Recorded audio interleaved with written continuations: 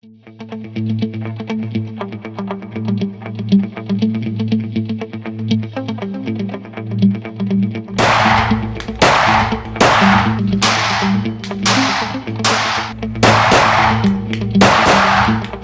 there, Jay Grazio with Shooting Illustrated, here with another I Carry segment, bringing you firearms and gear for personal defense. Today we're taking a look at a do-it-yourself option in a polymer frame striker-fired 9mm pistol, along with the Zev Tech slide and a PHLster holster. Let's take a closer look at this gear. For the mechanically inclined and engineeringly curious, I just made that term up, building your own firearm has a strong appeal. Well, it's not really so much building as assembling, as all of the parts are manufactured and designed to work together. It's more like assembling an IKEA chest of drawers as opposed to building one from scratch. But you get the idea. There are two immediate benefits to building your own. First, you know and understand how parts work together. There's just something about seeing how the pieces fit together and function that you don't get when buying a pre-made firearm. Second, there's a certain element of pride in knowing you built it yourself, like the difference between restoring a classic '64 Mustang as opposed to just buying a 2020 model. What we have here today is a Polymer80 Serialized frame built up with the Glock parts kit for completion. It's a Gen 3, which comes into play with the trigger assembly as well as the slide.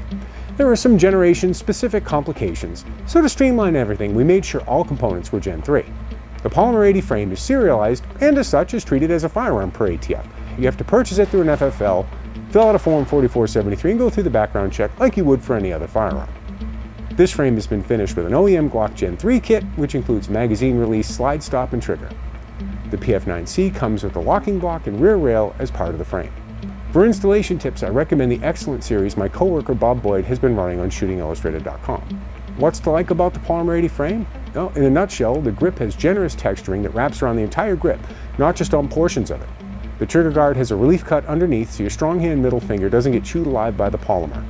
The magazine well has a molded flare for ingress and egress of magazines, and just overall the frame has a good solid feel to it. There are even little touches like a molded section above the trigger guard ahead of the takedown lever that gives your finger a natural high rest for right or left-handed shooters. If there's anything perplexing, it's the dramatically oversized trigger guard that prevents the PF9c from fitting into standard Glock holsters. Like, it's too big by a lot. Now, this may be a lawyer thing to keep the two pistols separate enough, I don't know, but it will necessitate some care in your search for holsters. Don't worry though, we've got a few leads for you later on.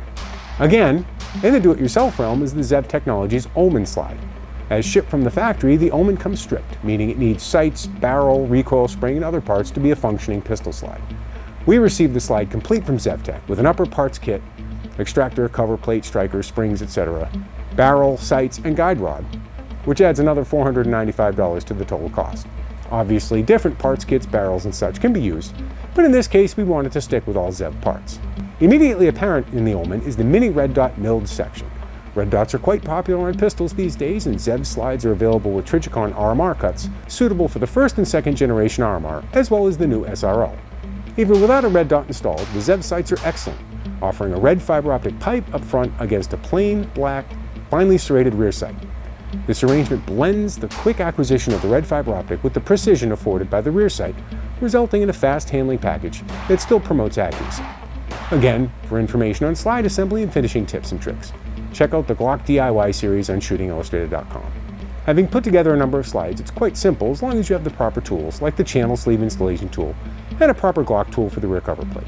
The Zev plate has excellent checkering to promote safe reholstering, although it does not function as a striker stop like the Tau Development Group's gadget we've covered in a previous I Carry segment. When it comes to, well, non-traditional firearms, the real sticking point can be finding good gear. Sure, your super ultra custom Blastomatic 9000 might be the flattest shooting 10mm plus P plus ever made, but if you can't find a rig in which to carry it, its utility is limited. In the case of the Polymer80 frame, the oversized trigger guard presents a roadblock to finding a holster. Glock-based offerings won't fit. While holsters like the Blackhawk Omnivore or PHLster Floodlight will suffice, because they index on the attached weapon light rather than the pistol frame, having a dedicated holster is necessary if you don't plan to attach a light. In the case of the Polymer80 Serialized frame, though, we found a great holster in an unlikely, although not surprising, place, PHLster. By happy coincidence, the company offers a PF9 compatible holster in its Syndicate, named after the agency arms pistol of the same name, that also uses the Polymer80 frame. With a quick clip and mod wing attached, the Syndicate attaches quickly and keeps the pistol oriented properly. If deep concealment is needed, the Syndicate also ships with a tuckable grip hook clip. For more information on the products we've chosen for today's iCarry kit, as well as other everyday carry combinations, visit shootingillustrated.com. And, as always, stay tuned for more guns and gear on iCarry.